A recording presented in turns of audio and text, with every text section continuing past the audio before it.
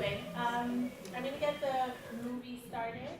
I was just going to make like a funny joke about the word wowzers and how my mom, who's Haitian, says wowzers, but it's not as funny without the mic. So thank you so much for being here. We're going to start the film, and as soon as the film is done, we're going to dive into some really great conversation with two really amazing, amazing Haitian women.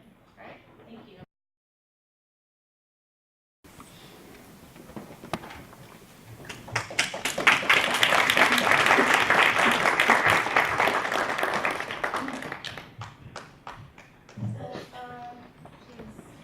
Before we dive into what I know is going to be an exciting and spicy conversation, I'd like to introduce myself. My name is Winnie Lamore, and I am the Managing Director and founder of the Haitian Creole Language Institute of New York.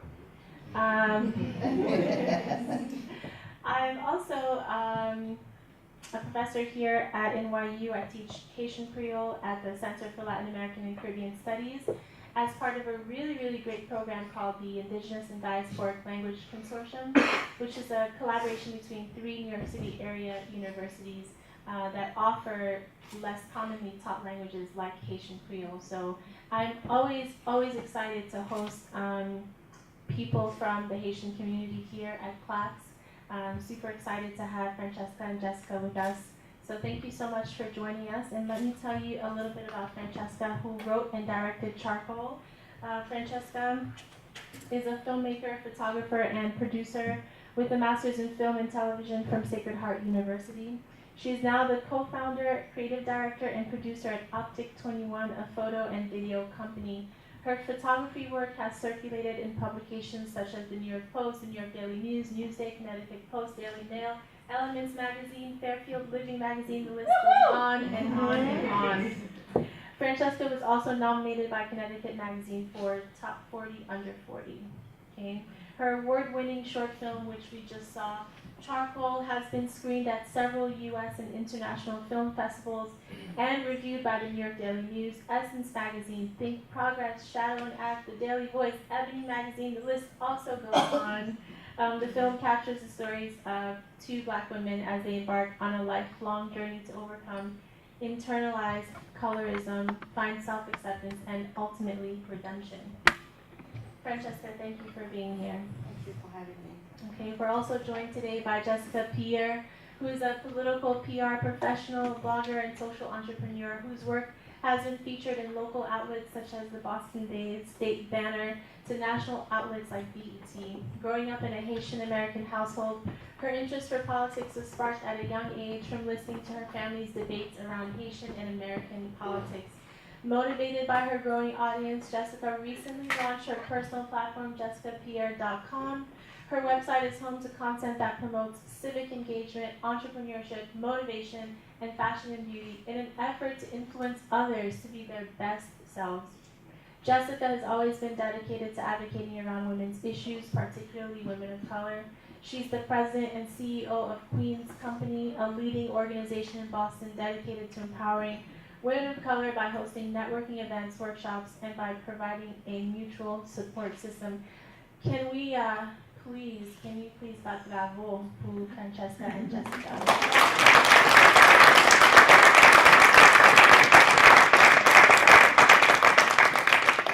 So before we dive in, I want to see how many Haitians are in the house. Oned? Okay, so for those of you who are not in the circle yet, but you're about to be, okay? In traditional Haitian spaces, the way we greet each other is by saying "honneur," which is the Creole word for honor. And if you want to respond in kind, you say respect, which is the Creole word for respect. So, to all of my brothers and sisters in the room, honneur, Respect. honneur, Respect. thank you. And that's how we're going to walk tonight, is with honneur and respect. Just want to set the vibe for the conversation. So let's dive right in. Oh, my heart is beating fast. Yeah, just know that this film was so powerful. I don't even know where to start. But Francesca, I'm going to start with you. my first question for you is why? Why do a film like this in the first place? No. It wasn't my intention to write a film about colorism. I was working on another project, and then the idea came to mind, and I wrote a poem, like a poem that I wanted to dedicate to Black women. And then I had this idea to just turn it into a film. Call my friend Rose, who's here. Told her that please stand up. Okay, Rose. and then I told her I was, looking for a young girl, and then I ended up having my goddaughter, and then some other children, and Laurie, Francois, one of the actresses, and Shengu. But it wasn't really something that, it wasn't like a conscious decision. It just came through, and I was inspired, I wrote it, and I made it. So that was it. But it's something that's personal to me. Before I knew about racism, I've learned about, colorism growing up in Haiti. Yes, colorism is something for me. I always talk about as a Haitian American. It's what I knew first before racism. So I'm going to quickly read the definition of colorism that our sister Google provides for us. Colorism is a noun, which means prejudice or discrimination against individual with a dark skin tone, typically among people of the same ethnic or racial group. So I want to talk now with both Francesca and Jessicah about what have you experienced as Black women in the Haitian community around colorism. And I'd like to start with Jessicah, because I know, Jessicah, you mentioned that you lived in Haiti for a while as a child. Can you talk to us about what your experience was with colorism living in Haiti? Sure. So I lived in Haiti from when I was 6 years old to 9 years old.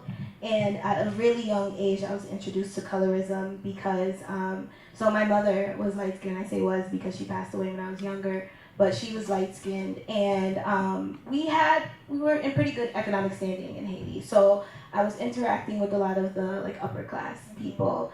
And most of them were light-skinned with long, beautiful hair. And I was this dark-skinned girl, in schools with them, in dance school with them. Particularly, I remember this one moment in dance school where I was literally getting picked on because as the girls twirled around, their hair kind of twirled with them, and I didn't have that. So they would pick on me for that, and my excuse was just well, I speak English, so. I was American, so I kind of used that to my defense. But it sucks that I had to do that to defend myself because I didn't look like them, and that wasn't the standard of beauty. And it really had an effect on me because I would look at my mom and be like, why don't I look like her? Why do I have to be darker? My mom's light skinned, my grandmother's light skinned. Why did I have to look this way? For me, one of my best friends was also she's my cousin, but she's really my third cousin. I'm not gonna say name, so she's darker, but her hair was longer and a little silkier. And I remember just playing in the sun and my mother saying to me, what you really got, the only thing you have is really your skin tone, your couleur, right? Because you don't have the hair. And for a long time, even in high school, college, I was so ashamed of my hair. It's when I moved to Brooklyn, I started seeing people who looked like me, were very proud of their hair. I didn't even know how to take care of my hair. I had to go online, find products. So that was one of my first experiences dealing with colorism. And also I remember I was probably 5 years old, and they distributed all these dolls to all the students. And then I had this beautiful dark skin doll, took it home with me. And then the doll started saying, oh my gosh, this doll is ugly. And I did not want to play with the doll anymore. So that's kind of how I was taught, what beauty was. That was my first encounter with that, colorism. It's so funny to hear you both talk about those very specific experiences, because I feel like part of the reason why it's so important to have these kinds of conversations is to just bring to light that colorism is a thing, You speak of dolls. My godfather, when I turned 1, got me this life-size doll who I eventually named Sophia. Sophia was my best friend growing up. I cut her hair thinking it would grow back. I painted her fingernails. Like, nous fait tout bagay ensemble. It wasn't until I was older and really becoming more conscious of the things around me and the things that influence me that it dawned on me that Sophia is a white doll with blonde hair. Yeah. And she was, she was the standard for me that I would go to for what I found to be beautiful. So I think part of the takeaway for today is really pressing ourselves to think about what are the ways in which colorism rears its ugly head in our lives. As a linguist, I think of words. You just described your dark-skinned cousin with silky hair. Nous gomo pusa marasa. So in Creole, we have a bunch of words to describe dark-skinned people with long hair, light-skinned people with black features, dark-skinned people with white features. I mean, the list goes on and on.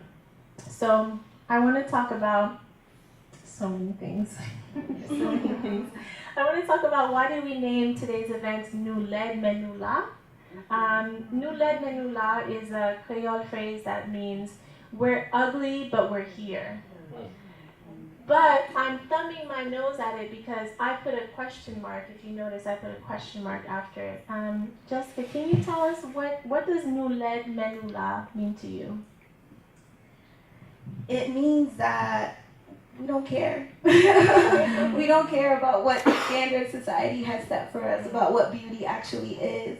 You can call me ugly, you can call me dark skin, you can call me charcoal, you can say I have ugly hair, but I'm still here. I'm still here and I'm still standing and I'm still resilient. Actually, I don't really like that phrase that much. And this whole thing with resilience is a word that I'm kind of like using less and less, Tell us about speak your Scorpio truth. To me, it's cause I'm gonna go back to because you mentioned resilience. There's something that we should be very proud because we are resilient people. But I feel like that word means that we are conditioned to take more bullshit. Excuse my language. I'm sorry, my children to deal with more BS. And which means that people are not gonna work to make things change, right? So I think we are beautiful and we are here. We're beautiful people, we're beautiful culture. And again, this is kind of like when they say nous l'aide mais nous là, they're not talking about lighter skinned people with that type of hair. They're talking about the majority of Haitians who happen to be dark skinned and with that strong hair. So today we are beautiful and we are here. Nous belle et nous là. Yes.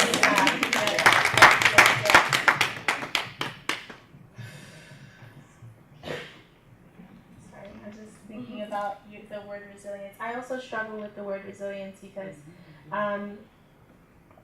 you're right, it makes me feel like we're not as human as other humans. And the story that comes to mind for me is, and I don't mean to trigger anyone, but I'm going to mention the 2010 earthquake.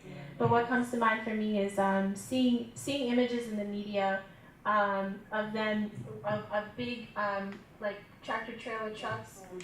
They were moving like all the rubble, and then like as they were moving them, you could see like there were bodies falling out of there. That was an image that was stuck in my mind.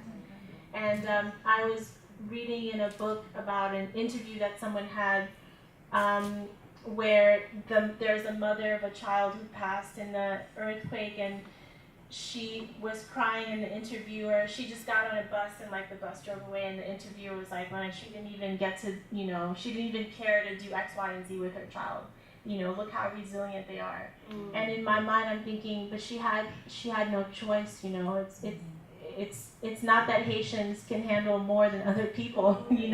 We're just as human as other people. We can feel like we're not able to. Si nous pas qu'à supporter, that's not a big deal. It should be okay. Jessicah, I want to talk to you about Queen's Company because I think constantly about the need for support, especially as we talk about the effect that colorism has in our community. Can you talk to us a little bit about Queen's Company and why you felt the need to start a space like that in the first place? So, white supremacy kind of infiltrates itself in our lives in multiple areas and in areas that we don't even realize. So with colorism, a lot of it is like, well, you need to love yourself. You need to love the skin that you're in, and yada yada yada. But we don't talk about the root of where that idea comes from. That dark skin is bad, and I think a lot of people forget that like anti-blackness is worldwide. It's not just America. Racism doesn't just exist in America. It exists in the Caribbean in the sense of colorism, and I feel like it's more than just building ourselves up personally, but it's educating ourselves and creating spaces where we're able to have these types of dialogues and talk about these issues, because particularly with colorism, there's different levels to it within the Black community itself. Like, I was having a conversation earlier with my cousin who is lighter than me, and she was like, I don't think I'm that light, like, I don't think I'm that much lighter than you, and I was like, no, you're light skinned. And then like she didn't even perceive herself that way, and I was just like, no, I'm not light skinned, like you're light skinned. And then my friends who are darker than me, they'll be like, nah, you're not dark skinned. And I'm like, what are you talking about? They're like, you're not dark chocolate, sorry. And I was like, well, like there's different levels to it, so it's important for all of us to kind of come together and have these safe spaces where we can have these dialogues and be open-minded and talk to each other. So that's kind of where the inspiration for Queen's Company came from, is the need for safe spaces and the need for just cross-cultural connections and having these conversations. Francesca, how has your film been received? I mean, have people given you feedback about the topic of the film in terms of it helping them come to certain realizations, helping them shift certain things? Like, what has been the feedback that you've received for Charcoal? I think it's been mostly positive. A lot of times, like the audience has been very diverse, and even if they can't relate directly, specifically to colorism, there's this universal message to love yourself and this whole idea of healing. So I didn't want to make a film where it's like light skin versus dark skin. I wanted to show how ideologies or different perspective can really, how we carry them on into our adulthood. So that's the reason why I wanted to show through a lens of a young child, and it stopped with a woman who's pregnant. And it stopped with a woman, we stopped the cycle with a pregnant woman. So I feel like, it's been kind of like a blessing in a way, because I've discovered new things about it, and I also want to pursue it more, like make a documentary, maybe go to Haiti and explore it further. Yeah. So I think it's been well received. I did not expect it, so to me it's all grace. But it's very relevant now, because a lot of things have happened after Charcoal came out. Television, the ad with the skin bleaching, like it's the message that they keep on pushing. On IT?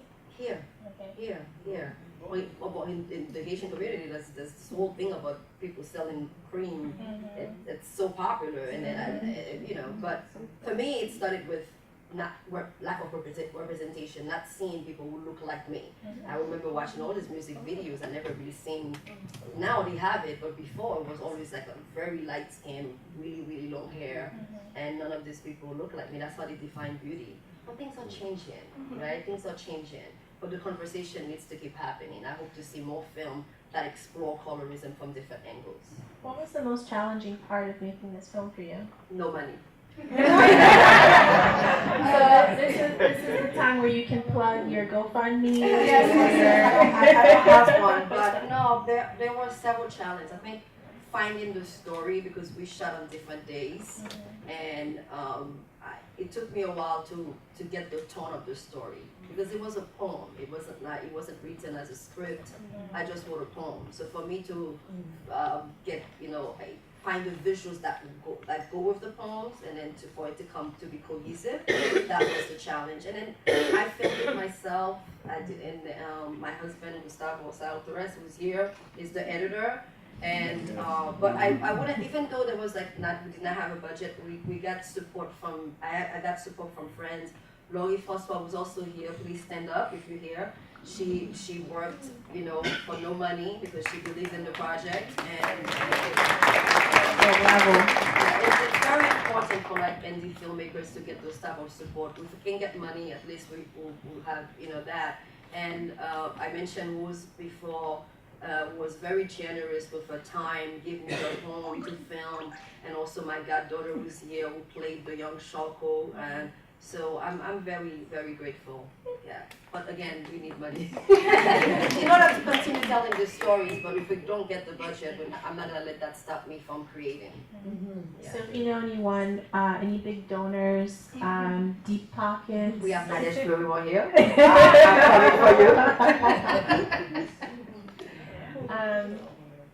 I think that it's so important to recognize that there are so many ways to support people. I always tell whoever will listen to me, you know, you can support in one or several of three ways with your time, your energy, and your money, you know.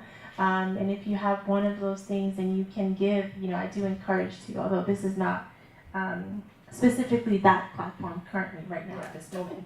I want to talk briefly about my academic theme for this year. So every year I have a academic hashtag theme, and the first year I was here, the hashtag theme was hashtag rehumanizing Haiti, and that was focused on reminding people that Haitians are as human as anyone else. That means we hurt and we're deserving of respect, and sometimes we mess up, and we're deserving of compassion as we try to get past those mess ups. My second academic year was hashtag recentering Blackness, which I think is pretty self-explanatory. And this year, it's hashtag reimagining the shift. So everything that we do this year centers around asking ourselves, what are some spaces or areas or issues where we still need to shift past our point of comfort? And I think that colorism is one of those issues, especially for Black women. It's not on purpose that I have two Black women up on stage here with me. I think that colorism is an issue, especially for Black women. And I want to hear from both Francesca and Jessicah. How has colorism specifically impacted you as a woman? You know, how has it shaped where you are now, and how has it informed the work that you do?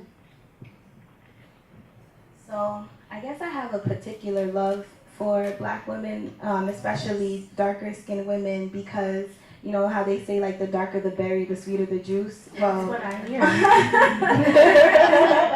hear. In addition to that, the darker the berry, the deeper the pain. Because Black women, we kind of brunt the burden of so much pain, and it's like across economic groups, across class. Like when you just have darker skin, you're just always at a disadvantage, and it's just really unfortunate. So for me, I do everything that I can to lift Black women up and to encourage Black women. Like I have a lot of little cousins who are dark skinned, and they're already going through that in their schools. Like, oh, you're ugly, like you're dark. It's so shocking how early it starts. It's so early. It's so my little sister was 5 when she came home from school talking about someone, she cut her hair, she came home and cut her hair. Talking about someone in school said her hair was ugly and she was ugly. At 5. Like, at 5, you should be rainbows and butterflies. Right. And kids will make it a point to be like, you're a dark-skinned ugly girl, you're a Black ugly girl. Like, they won't just be like, you're ugly. Like, they'll be like, they'll emphasize your skin tone. And it's just really, really unfortunate. And it's a big deal with hair, too. Yeah. Like, one time when I was younger, so I never had a perm because I had good hair. Boy. That's another discussion now, on another day. Yes, exactly. And one day, my family was like being a vendor. They were catering at a Haitian festival in Boston, and there was competition because there was other like Haitian food vendors in the festival. And then I had my sister do my hair, my favorite hairstyle at the time. It was like a rubber band and twist, and then a rubber band like all throughout my head. And then my mom was like, "Why did you do that? You should have straightened your hair so that more people could buy from us." And I was like, "What? What? Like me having straight hair will give us more business?" And I felt guilty because I was like, "Sorry, I didn't know." And I was 10. So it's just really important for us to uplift each other. Like, we cannot rely on the standard media. We can't rely on society, which is really unfortunate because everybody else can. but we kind of just have to make it a point to really uplift each other and be like, sister, you are beautiful. Like, I have a really wide nose too. That's another thing, another feature that's intertwined with colorism, but it's like, you're still beautiful no matter what. Francesca? I think right now, in terms of where I want to take my work, it's really all about healing, because I'm healing. But you know, the healing is not just, it's not linear. Like there's different herbs and things. I also have like very specific scenarios, like experiences that where, I'm going out with my dad, it's his birthday, and because before he made a comment that, oh, why don't you perm your hair? You don't have money to buy a relaxer? But because right now it's more popular, it's more acceptable, that it's not that foreign for people to see, black women walking around with natural hair. And I just said, oh, give me 1 second, let me go grab the wig. He said, no. That was like a couple years later. You look great the way it is. I like it. So that's when I know that he's also drinking almond milk. So you know that. And so things are changing, right? But there are people who are not where I am now. There are people who are still going through it. So I think one thing to know is, as we have already gone through that healing process ourselves, not to be judgmental, to be patient, to be understanding. And with my work, I want to show stories that celebrate, uplift, and that really kind of shift the narrative a little bit.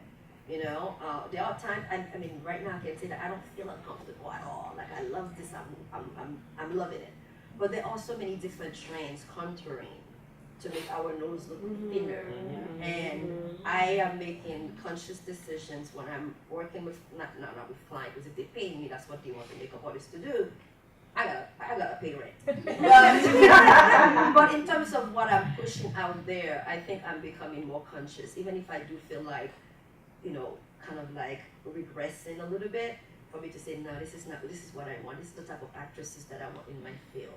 I want to be women who are over 60 and falling in love, who are living life, because they're not asexual, I want to show vulnerability. I want to show humanity. It doesn't always have to be that super black woman thing. I want to show that. So, by the way, my next film is about depression. Something that for a long time I felt guilty talking about, and I felt like it wasn't existent because no one in my family could understand what I meant. That, listen, I'm a junior in college, I can't concentrate, I'm depressed. And I felt like guilty because I'm like my grandmother, who probably had second grade education. I never seen this woman depressed, right? They kept on going and going and going. And I'm like, how dare I to be in America, to have the opportunity to go to school, to get a master's, and for me to say that I'm depressed? Am I being lazy? Am I taking advantage? Then I'm like, I gotta start loving me and see me and understand what I'm going through. Because a lot of times we don't see ourselves, right? So this is the type of narrative, the type of stories that I want to tell. And I would like for all of y'all to get on board and support people like me who want to kind of like shift the narrative. Yeah. Changing the narrative definitely starts with ourselves and with those who are closest to us. Having the conversation, in the space with you, with all of you is great. But you should also be having this conversation with, your auntie who still uses the bleaching soap. You should still be having the conversation with, maybe another elder who still says things like, oh, c'est comme ça blanc fait. Like, why is it that it's say blanc qui fait bagaille, mais noir pas fait bagaille? Okay, so language too is an important space that we need to explore in terms of shifting how we discuss things, how we talk about things, because the things we say casually, the things we say with comfort, those are the things we should be questioning. Those are the things we should be asking ourselves, like, whoa, is this really how I should be saying it? Or not even that. You should say things however you want to say. We're all individuals. You should claim who you are as you are. But is it serving you? Is it serving your community? Is it helping to advance you or your community in some way? So having those conversations with those who are closest to us can be really hard, but that should be our starting point. That should be our starting point. Oh, okay. Well, I want to shift the energy just a little bit. because I always talk about being radically honest. I try to practice radical honesty, both with myself, with my partner, with my sisters, with my family. It's really hard because being radically honest with others means you have to be radically honest with yourself. And that can be really hard because you have no one to hold you accountable but you. But I want to talk about what it means to support Black women, and what does it mean to support Black women specifically in a space where colorism is such a huge issue. And the example I want to bring up, and again, I'm not looking to trigger anyone, but I'm going to talk about something that happened in Alabama a few days ago with the woman in the Waffle House that was arrested and then basically like manhandled by the police. What does supporting someone like that look like? When we compare it to the 2 Black men who were arrested in the Starbucks in Philadelphia, okay? So I think we can't talk about colorism unless we talk about the larger system of, patriarchy and capitalism and racism that it falls under. So I wanna talk to you, and I want to hear what were some of your thoughts. I start with Francesca this time because I feel like I'm drawn to your white dress. Like I keep looking at. Francesca, what were your thoughts? Do you know the story that I'm talking about? Yes, I do. What were your thoughts on it? How do you think colorism came into play in this particular space, and or this woman's race or her her gender? Or what do you think about what happened? When I watched it, I promised myself that I need to stop watching this type of videos. Yeah. Because I feel like there's this whole agenda to make us lifeless and numb, because that's how I felt, and because I deal with anxiety and depression, I couldn't function the next day, and my friend Lori, who's also here, I'm not giving her another shout out, it's just mentioning her, she got off Facebook. I'm thinking she blocked me, but she got off Facebook. She said there are too many violent videos and she can't process it. So when I saw it, I did not think about colorism, but this is the mother of colorism, racism. And I really I was not expecting the support to be like the way we support Black men, but it seems like we tend to victimize. I don't say we in terms of like you specifically or all of you here. I think as a society, people started questioning what was she doing there. They do the same thing for Black men, but the support, I feel like that story did not get enough airtime as the Starbucks incident. And I'm like, a lot of time that's kind of like how it is with Black women. With the race, but we also become like second in our own communities, in our own struggle. Or when it happens to be in the front line for the men, we are present. So when do we show up and be there for ourselves? Jessicah? So I guess that particular incident kind of intertwines with racism, classism, because we have a tendency to be, so Black people are used to survival mechanisms. We're always looking, we're always trying to just survive. So the blame kind of shifts from the system to us as individuals, like, well, why were you asking for corporate's number anyways? Like, when you saw the cops, you should have calmed down. Like, why were you still being persistent? And it's like those type of arguments are really dangerous because that's what stops us for being there for a woman like her in particular, because it's like, well, she should have never been there in the first place. She should have never had that outfit on. That's why she got exposed. Like, why are we always blaming women? And I feel like in particular with showing up for Black men versus Black women, it's always Black women showing up for Black men. It's not usually Black men. I'm not gonna say not always, but it's not usually Black men showing up for Black women. And and it's like that's not okay. That's not okay. But society has taught them like, oh, she's a woman and she's a Black woman and she's a dark-skinned woman. Definitely not. Like, no, she definitely doesn't deserve that. And it's just really sad to like what happened to her. No one deserves to be treated that way. You know what I mean? So like, why is it okay because she's a Black woman? Like, that doesn't make any sense. we're so used to seeing black bodies being treated a certain way, and I say the term black bodies on purpose in this very like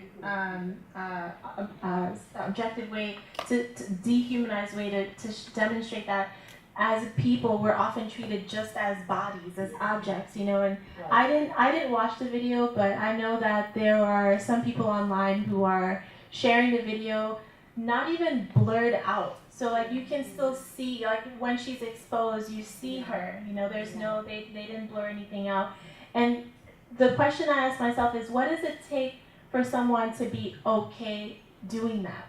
You know, what does it take for someone to be okay to sit back, you know, eating your waffles as this is happening in front of you, as I saw, because I saw some stills of the video, I didn't watch the video itself. You know, what does it mean for you to be sitting there and watching this happen? What does it mean for us to treat young black children a certain way? Yeah. You know, my little sister, she's 10.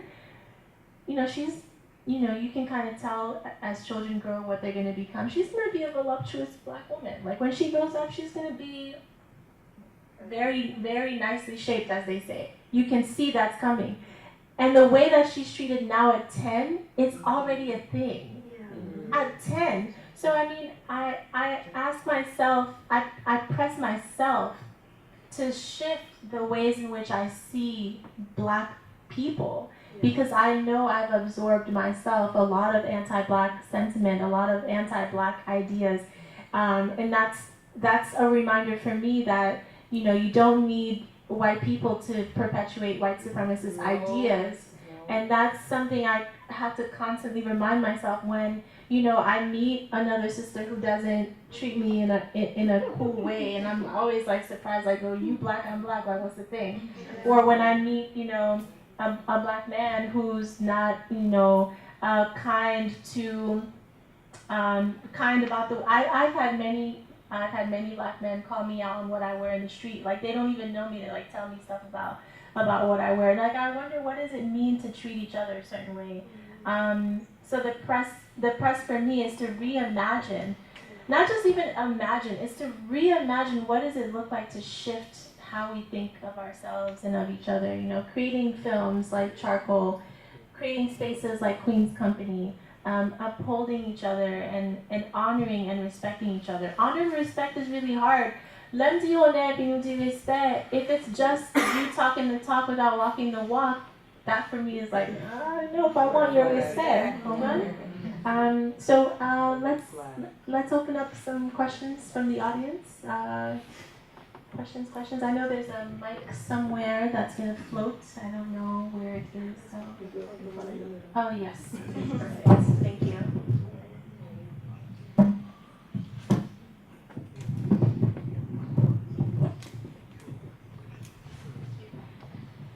We're just gonna pass the mic around. There was a hand up here. Oh, she was.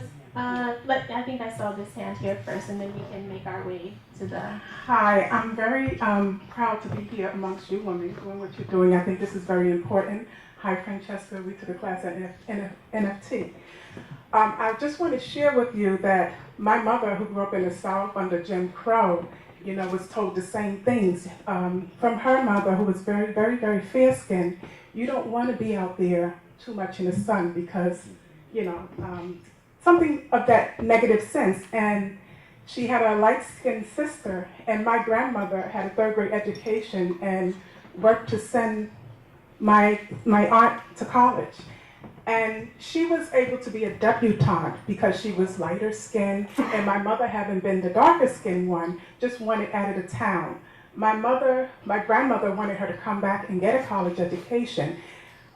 When I look at people that I meet, black people from around the world, when you go to Jamaica, you go to Africa, skin bleaching is such a big thing, and it's so sad because I grew up in the 70s and the 80s where I had black leaders and people who were telling me I was beautiful, and I thought that maybe for people in the Caribbean or in African countries, they kind of didn't need that reinforcement because they were amongst black people, but colonialism has done such deep damage and continues to do such deep damage. If you look at even Indian women, where they're powdering their skin, and Japanese women, it's throughout the world, the amount of damage. And what's happening is because who we have as a president and what he's representing, there is no remorse in terms of what you see. And when you don't get justice, when you live in a society that doesn't believe in reparations, but all of these societies have been built up off of slavery, when you don't acknowledge you're wrong, then there's I don't know if justice is ever really going to come. People have to be held accountable in order to get justice. But what I will say is that you're 100% right. Black women are always at the forefront for black men, and oftentimes when it happens to us, that story doesn't get into Al Sharpton's hands, and and it's unfortunate. But I guess the bottom line is that, and I have to say I'm very proud of, I don't think being from Haiti, you don't have to explain you're a humanist or anything because you're one of the first black nations that gained their freedom, So I think when you're living in a society and you're controlled by its measures, you are affected. I have been affected being the lighter skinned daughter because my mom had to deal with who she was. So I've been called little yellow girl. So we are all affected. Not just you as a brown skinned woman, but me as a light skinned woman, because you know what I wanted? I wanted brown skin. Okay? But I learned in the process because I saw my different idols like Isaac Hayes, and just seeing it, and all these different black people who were saying, I'm proud and I'm beautiful to be me. People ready to put down their life. So nothing can take away from my pride as being a black woman. I will not describe my nose as white, my lips as whatever. I am beautiful. And we have to determine who we are for ourselves. If you're looking for it from somewhere else, then be prepared to get whatever you take. Teach your children. Yes.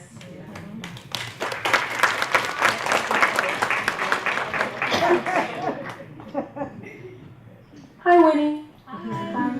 Hi, y'all. This is my second time seeing this movie, so my question is, I will admit that I was cringing in certain parts of the movie. My question or my thought was, do you feel like a movie like this is just another sob story of, oh, woe is me, I'm so dark-skinned? Because that was the same criticism that was made about the documentary Dark Girls that was debuted on the OWN network. That it was yet another, it's another sob story where dark-skinned black women are just, expressing how hard it is just to be dark-skinned. So have you ever dealt with that kind of criticism that, oh, your film is just another sob story, even though it does end with a happy ending where she does find herself? But do you feel that it once again reinforces that whole belief that dark-skinned women are just having another sob story of what was me? No, I don't see it like that. I have not gotten that type of feedback, and I really don't see it like that. To me, I think I wanted to convey the message that sometimes it comes from adults who should know better, but who also are victims, and they pass it on. It's really about generational, pain and trauma. So just like you mentioned your mother talking to your sister.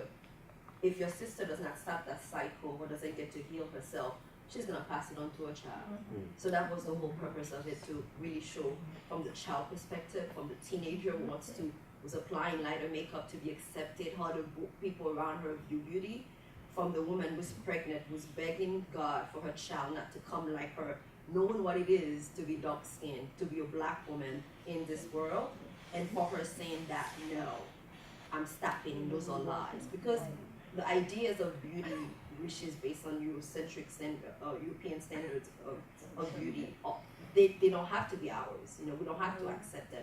We don't have to define ourselves by them. So it's all about learning, stopping the lies, and reconditioning. Like she said, reimagine. But it's still happening. So I don't know. Are we supposed not to talk about what we go through? You know what I mean? Like another. I don't think it's another dark-skinned woman who's showing that, that she's dealing with pain. For me, that's not what it is.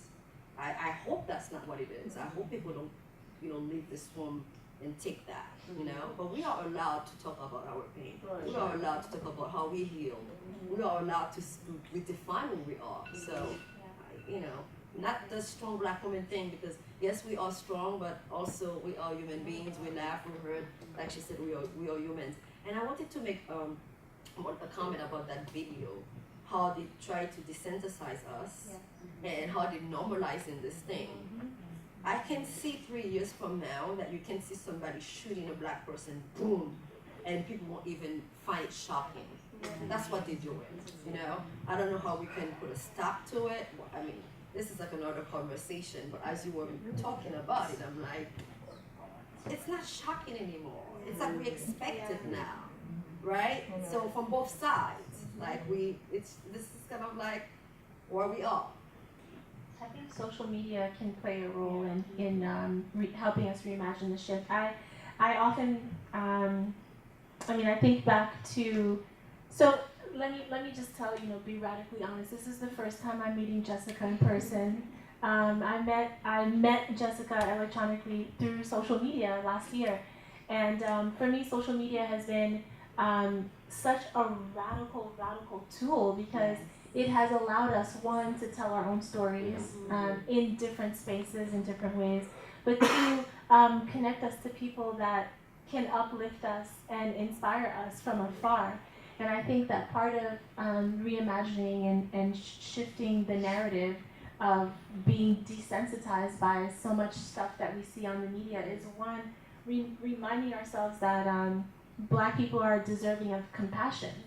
That for me should be at the center. And I struggle with I'm a Sagittarius. I mean, I struggle with feelings in general. So for me, compassion is something I have to constantly remind myself, like, I have to come from a place of compassion.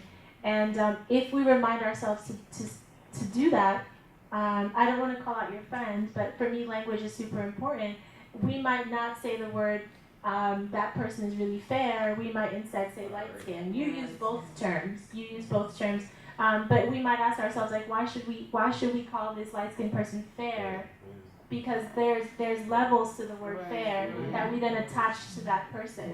So that for me, coming with compassion means that we question how we say things, what we share online. I think about the beautiful work. Y'all need to check out Jessicah's page. Like, real talk. The work that you share. I mean, you did a Valentine's Day piece that I love, and the gentleman that you did your work with was a dark-skinned man. And for me, that was on purpose. That was on purpose. You didn't just like, oh, let me pick this random guy. You were like, okay, you know what? Let me post these images of beautiful dark-skinned people. And that purposeness in work, in like charcoal and with your site, is something that we need to focus on. Absolutely, and I feel like we have to be careful with using social media as a tool as well, because a lot of the times we have these, like, beautiful dark-skinned girl pages, or like these melanin pop-in pages, but then it's like dark-skinned women who are drenched in like highlighter and it's like, no, we don't all look that way. Like, we cannot uplift women who are we can't just keep on uplifting women like that, like the curvy girls with the super small waist, the beautiful dark-skinned women with the super long hair. Like, no, we need to uplift everyone, especially the everyday girls, because that's the reality, that's the majority of what we look like. We don't know, we're not always dripped in gold and highlight popping in. So we have to be very, very careful about how we're representing ourselves and what kind of images are we pushing towards these young girls. Like, it's crazy to me how middle school and high school girls already have their faces beat to go to school, and I'm like, whoa, that's too much. It's too much. You don't have to look like this to be beautiful. It starts with us. Yes, absolutely. I got my Facebook today. I mean, I love a good beat, but not in middle school. We're gonna be honest. By the front here. Hi. Then when we're done, we're gonna go in the back. Sure. Hi, my name is Nadej, or Nadej, as you guys may know. No, that's your name too? No, it's just like Wow, I just want to thank you for adding to the conversation of colorism, especially specifically with Haiti, because so many times we hear about American colorism and what we know specifically what that is, and we're hearing more about Nigeria's colorism. I read an article the other day that about 85 to 90% of women in Nigeria bleach their skin. And yeah, right? So, and I want to piggyback off of, I believe either you said it or she said it, how our generation, we have a lot of awareness and we know that these are problems, so so the next generation, they're going to know how to take care of these issues, or at least they can identify it. I remember when I was younger, me and my friend, we were working out and her mother came into the kitchen and she went into the refrigerator and she started bleaching her skin. And I'm like, Tracy, you're not going to tell your mother anything? She's like, she's grown, what am I going to tell her? And so, me, ballsy enough, I said, ¿Por qué se ofrece? Like, why do you do that? And she was like, oh, as she was doing it, she was like, oh, so I can make people more comfortable around me. Because, right, true story. Like, and it just frustrated me that she was doing that because my friend was seeing it. And my friend, she doesn't date black men. She's like, I don't want to ever date a black man. I don't want to go through any of the stuff my mother had to go through. Like, there's a bunch of crazy stories where, the older generation, they don't know how deeply they're affecting their offspring subconsciously. Even back in Haiti, I have two cousins. One is light skin, one is dark skin, and they had a babysitter, and the babysitter would bathe my lighter skinned cousin, and she would use the water that she bathed to bathe literally. And that my cousin, he grew up to be a monster. As the saying goes, hurt people hurt people. So he grew up to be that beast that tears down women, especially dark skinned women. So and I wish if you had a copy of this, I would just take a copy of your video and just give it to all of them. Like, guys, this is let's talk later. Sure, it's so hard to talk about, but a lot of people have this problem and they don't know that they have this problem. So, thank you very much. We have a question. Okay. Hi, I'm so full. I'm Carmen, I'm an artist, and thank you both.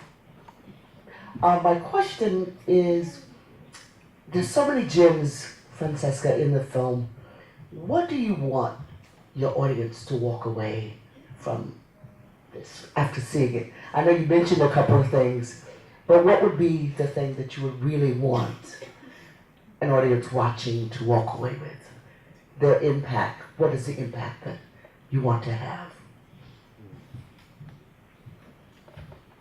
I don't know how not to sound cliche, but I think it's towards the end, she say, be you, healer you, nurture you, because as black women, this is what we are. Warrior you, because we do that. Be you, be beautiful. I think it's just to see yourself, love yourself, be patient with yourself. If tomorrow you want to get a relaxer, that's fine. Forgive yourself. You did not just wake up today and have those ideas, They've been around for years and years and years, right? And but I would say just to start seeing each other, If you see your sister walking by, acknowledge her, well, first of all, acknowledge yourself, because the healing starts with the self. And once you're healed, you can be a better person. I'm still going through my own stuff with friends, with myself, with families, but I think it's just to make that conscious effort to be light, and when So when I'm not light, right, I tend to kind of like isolate myself so I can better myself. So what I would say is to, you know, have a good support system, but to really love yourself. Because you gotta be daring in this world, like whatever you're trying to do as a, I'm gonna say as a black woman, as an individual. So I would think the message will be self-love, right? But if any other messages, as long as it's positive, I hope it's a positive impact. And I'm not sure I answered your question. You did. Okay. Thank you. And we have one question in the back. Okay. There's a mic there. So for the money thing, Focal gives grants from time to time, and tomorrow, the journalism grant with a maximum of $10,000, that application is due. That might be a little late for some of you guys, but maybe you want to sign up for their newsletter, because they do have grants for documentary films, and they're open to non-Haitian citizens, so diaspora as well. So there's money out there, you just gotta look for it. Two, I am a doctoral student, and I was in Haiti post-quake doing research on international development, and this discourse of presuming Black power exists was not my experience. I struggled a lot while I lived in Haiti. A group of us, diaspora who returned, we created diaspora jams to try to find safe spaces to be our, you know, Black power selves. So when you do go to Haiti, I really want to hear what your experiences are in sharing this. But you have to go to Haiti. I have to see what the Haitian reaction is to your work. Thank you so much. I think that there are spaces. I think you could. There are spaces that are growing in Haiti where there are conversations like this happening. One of my favorite blogs is Belle, I guess. You know, she talks.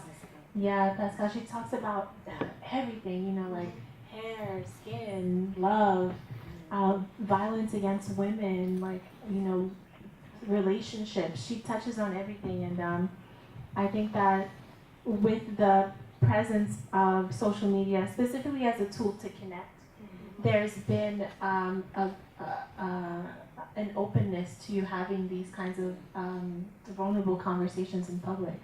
I think my only beef with Haiti is all these clicks, you know, and clicks, too many clicks, like politics. I was there in December and I'm like, oh my gosh, politics, you know. At least here I can be a full-blown Scorpio and express myself. But no, but let me stop talking about astrology. But all this politics, you know, I'm not saying I'm not gonna go there, because I have to go there, because the first thing I'm doing when I start working on this documentary will be going to the Catholic schools, because I got so many messed up messages, negative messages about Blackness from the schools, right? That will send you back if you have braids, will send you back, you know, if you have an afro, or you can come with weaves, you can come with a relaxer, and then these nuns, the sisters, they will support it. So, you know, so that will be the place. But hopefully people will be more open to outsiders, because that's kind of like how I felt when I went there. Yeah, respectability politics is outdated. It's time for it to all go in the trash. Like, we need to stop preaching that and let people be who they are, free spirits. Like, that's what makes us beautiful, being exactly who we are. So that type of talk, it has to go. You will feel it. Like the restaurants that I went, everything was American dollars. And then a juice that's not even $7. I'm like, $7 what? $7, and I'm like counting the little. No, but seriously, $7, and you really can see classism in Haiti. It's so potent. Yes. You know, it's there. You see it. You know, and that's when I use my. I'm not an American, but I'm an American citizen. I can use my privilege knowing that I'm going back to Connecticut. I have to stay and deal with this, but it's right there in your face. So you can understand why. So one thing I wanted to talk about, I'm going to mention the whole skin bleaching thing. There's a survival aspect to it that I think some of us here are privileged enough. We've got the education, we can do without bleaching, but some people will tell you, straight up, like when they were darker, they did not find work, now they're lighter, And I'm having all these childhood memories, going to, seeing people work at the bank, they were a certain way, and then they spoke French, they did this, they did that. So it's yeah. Miss Haiti, the one they celebrated, the ones they celebrated the most, right? All light skinned. Hi, that's too loud. I'm Daniela. Thank you so much. This was really, really, really powerful. In the movie, I picked up something, and I'm hoping you can kind of elaborate. When the woman was pregnant, and she was praying to God that God would not allow her baby to be her color. So I'm interested about, if you can elaborate in terms of faith, spirituality, and colorism, because I'm thinking, if you have faith in God, and assuming that you believe that the way that you were created is good enough or is great, then where does a breakdown come in? If you can kind of elaborate a little bit about that, that would be great. So just repeat the last part of the question. Yes, how do you come to terms with faith? Like, if you believe that the way that you were born, that is exactly how you were supposed to be born. But yet I know that in our environment, basically, our environment specifically influences what we do. So I'm just curious to see what was your thought process in putting faith, like her praying to have a baby who would not look like her. So who does God look like in our world? Right. Right? And then when the little girl said she went to bed crying and she wanted that hair, the God that we had was the white Jesus. It was placed there specifically for that purpose. Faith in terms of that, I think the God that have been imposed on us do not look like us, right? So I think maybe she want her child to look like God, her child will be lighter, right? So, but it's just, in that sense, I don't think the focus was praying to God. But there were all little things too that were very cultural. You saw the herbs that she was using when she started giving the child love. So there were very little, symbols that I placed there to bring people back to that. But I've heard so many stories growing up of women drinking Cersei when they're pregnant, so the child can come out light. And I read an article recently how this pregnant women in Ghana are taking pills that have this healing bleaching component. So they're taking those pills so when the child come out, the child will be lighter. Yes, it wasn't BBC. So yeah. Representation, and so when you're watching all these artists that you love, and then all the women in the principal actresses all happen to be light-skinned women, what message do you think you're conveying to young girls? What are you telling them about their type of beauties, right? So we have to hold these people accountable. So as content creators, we gotta change that. So Lupita was like, oh, Lupita! You know how many Lupitas existed before Lupita? It was like a new phenomenon. But because representation is like zero. So it's like there's responsibility as artists, as female artists, to make those choices, to bring our sensibility. Now we go to our healing to understand if they are pressuring. Because I'm not dealing with budget where people can tell me what to do, because and nobody hired me, I'm doing my own thing. But, right? So you can say, this is what I want. And they can tell me, I'm a Scorpion, I'm just kidding. No, but seriously, but when you look at all this, for a long time it was Halle Berry, who was a mixed black woman. Then you have Beyonce, who's also very light. She was always in the middle, and you had Kelly, who was stunning in the back. So do you think young girls wanted to look like Beyonce or like Kelly? So it's the whole thing about diversity is not only about racial diversity, it's diversity in all at different levels, I just want to give a quick shout out to Daniela, who just asked the question, because she's trying to skirt under the radar, like she's not a juggernaut in the community. But Daniela Bien-Aimé, she runs the Bien-Aimé Post online, and she is just a force really to be reckoned with, because she will call you out. She asks the questions, she does the research, she talks to the people, and she is unafraid in a radically honest way that I super admire. So shout out to Daniela for the question. Thank you. There's a question in the back, and then I'm going to take one. I saw a couple of other hands here. Someone's hand just went up. So I'm going to take one question in the back, and then Woodney, I'll take your question, and then we'll pause there. Hi. Hello. Hi, my name is Elda. First of all, I like to say with the word resilience, I just want to say that we're tired. That's the answer. We're exhausted. So we don't want the resilience attached to us. We're tired. We want to be cared for. That's what I first want to say. But secondly, I want to thank you for bringing this conversation to the forefront. Because I attended school in Haiti, and I was just telling my daughter about how if you had good hair, quote unquote good hair, or you were light skinned, you got to sit in front of the class. And if you were darker and your hair was a little bit kinkier, you got to sit in the back. And this conversation, this practice has been normalized. So to speak of it, we're raising the concept, the awareness that this is not normal. Because your mother, my mother, anyone who's from Haiti will think of this, oh, that was a problem? And that's how we see it, because it's done. It's practiced. In some ways, it's revered. And I tell people I got to sit in front of the class because I was really small, and I'm a Scorpio too, I would sit in the back.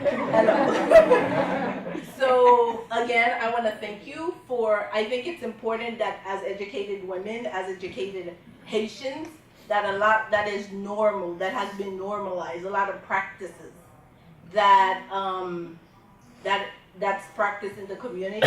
And when we do hear our friends, our mothers, our brothers, our whomever, we need to raise the conversation. Like, I don't have friends, because when someone make a racist remark, a sexist remark, I stop you right there. I don't care what conversation we were having, it's gonna stop until I clarify it. And I think that's how we move forward. That's how we change the custom, the narrative, the system. And so I thank you for bringing it up.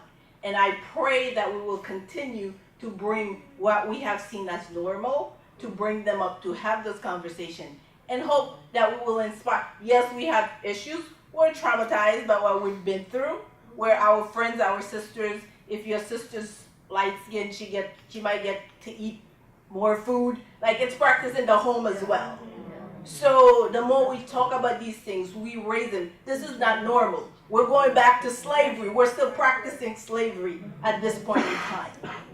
So we're still being victimized, though we were free in 1804 and what have you, but we're still practicing the system of enslavement. So thank you for bringing this up. I won't hold this anymore. I have so much more to say, but I'm simply excited and I'm grateful that we're talking, that we're thinking, and that will help us to grow. And so the next generation can have a better chance. And that's my goal, that we may have suffered, that the next generation gets to do better. So thank you. Yeah. We have one more question in the middle, and you know what? Shout out to this gentleman here with the mic. He took the job on his own, right? Hi, my name is Bethany Victorin. Thank you for the wonderful film. When I heard the title, Nuled, but Nula, I had to come. And when I saw the title, it took me back to the time during the during the time when those who were fighting the revolution, who were kidnapped from Africa, and they had to go, and those who were kidnapped from Africa, who then was put into slavery, didn't want to be enslaved and ran to the mountain. They called them Negmaon.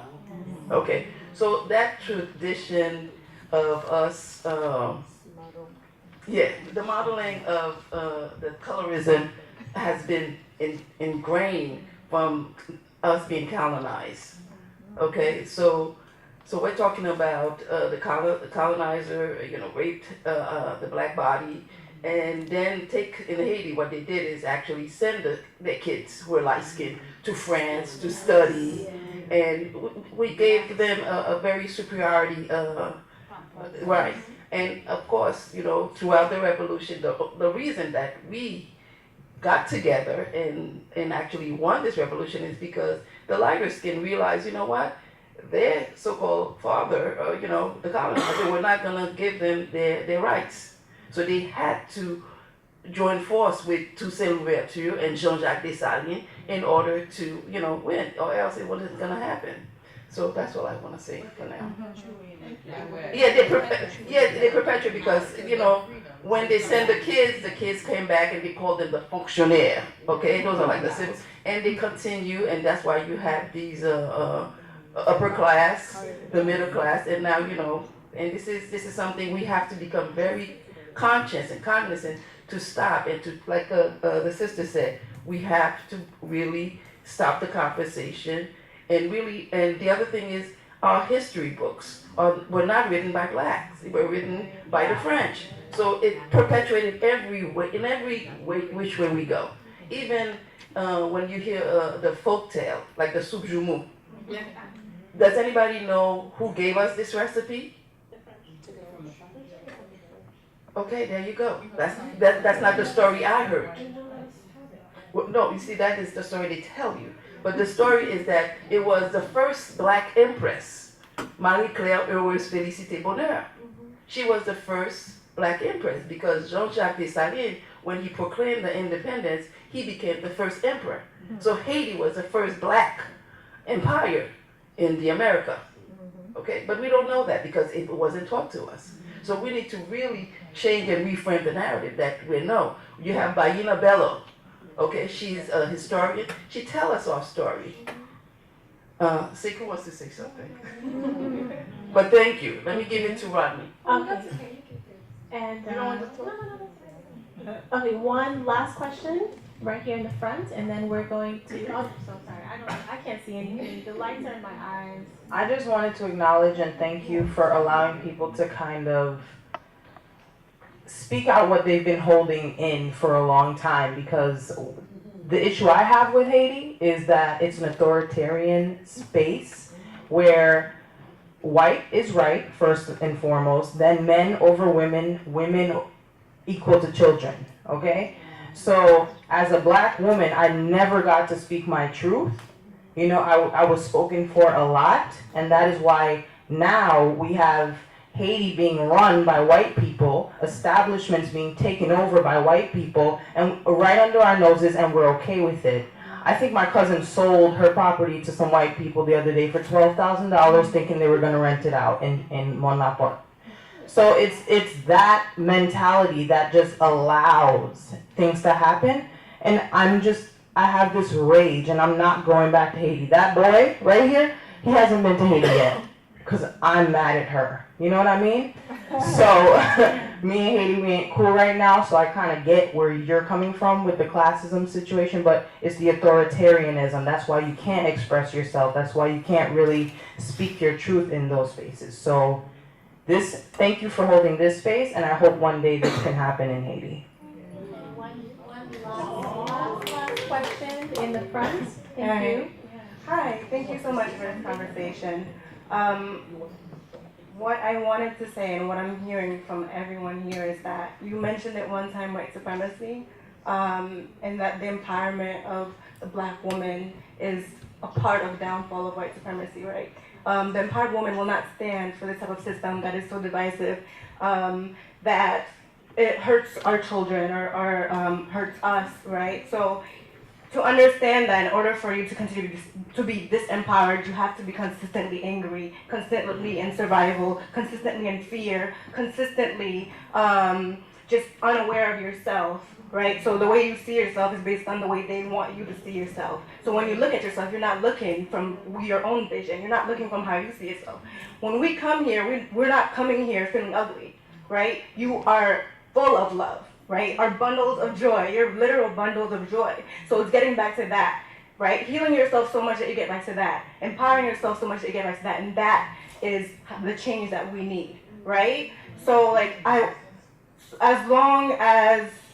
so in order for us to have integrated into white supremacist world, we had to assimilate, right? Which means literally become and adapt their values, right? Values that do not work for us, right? As individuals, as societies, or our families. And what does hurt is that parents, in order to pass on information that they would feel would help their kids to survive in this world, they had to tear you down, right? That's what we're healing from. That you, your own parent, had to tear you down, and that hurt, right? That kind of betrayal on your children and on yourself is a lot of what we're turning away from, and it's a lot of what that hate is.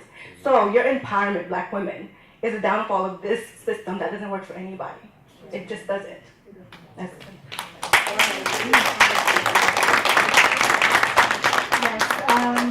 Jessicah and Francesca, do you have any last words that you'd like to share? Any parting words you'd like to share with the audience? So everything that you just said, I definitely agree with. So while it's important to be aware and knowledgeable of what's going on, it's really important that you're making sure that you're taking care of yourself and you're pouring into yourself and you're pouring into others around you, because we were taught that survival was to assimilate, but now we're in a different time, and now survival is self-preservation. Like, we have to preserve ourselves in order to continue pushing on, and we have to educate each other. Like, when I was younger, my family didn't teach me how to speak Creole. They were like, you're not going to speak Creole in this house, you're only going to speak French, because that's going to make it seem like you're some type of elitist. And I was just like, that makes zero sense. Like, I just want to, and mind you, they speak Creole in the house, but in public, they're supposed to speak French. So it's like, why can't I participate in that? Even living in America, that was the standard that they set for me and my siblings and my cousins. So it's important to educate yourself and understand your roots, because that's what we need to go back to. There's no more assimilating. There's no more of that. We have to preserve our history, preserve ourselves, and keep pushing through.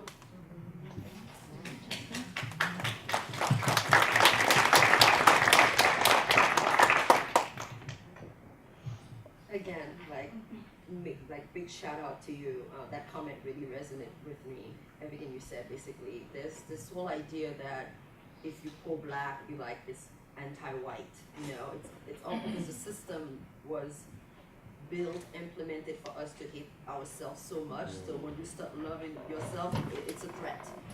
You know, so I guess, I mean, I don't really have any words of wisdom except that for us to become more self-aware and love ourselves more, through the way we eat, the way we treat each other, the way we treat ourselves, and continue to be present, like basically what you said. That's so important here, because Black women always put themselves second, last. So, yeah. Across the board.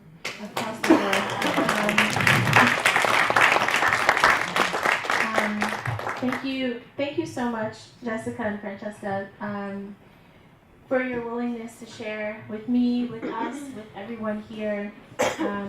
Having these conversations, they don't stop here. I hope that you have at least a little nugget of something that you can take with you back home, back to your offices, back to the gym, back to the corner store, like wherever you interact with people where something might arise and you can give some pushback. I hope that you feel better armed today, and I say that on purpose because we are daughters of revolutionaries, okay? So we want to arm you. We want to arm you with what you need to give that pushback, because we can't dismantle or decolonize anything without some pushback. So thank you so much to you both. Thank you for making this film. Yes. Please. Francesca had a request. Just a request, because these young women, young ladies, not women, they were so great to work with, and they understood the story I was trying to tell. Please come. And then Diana. Yes.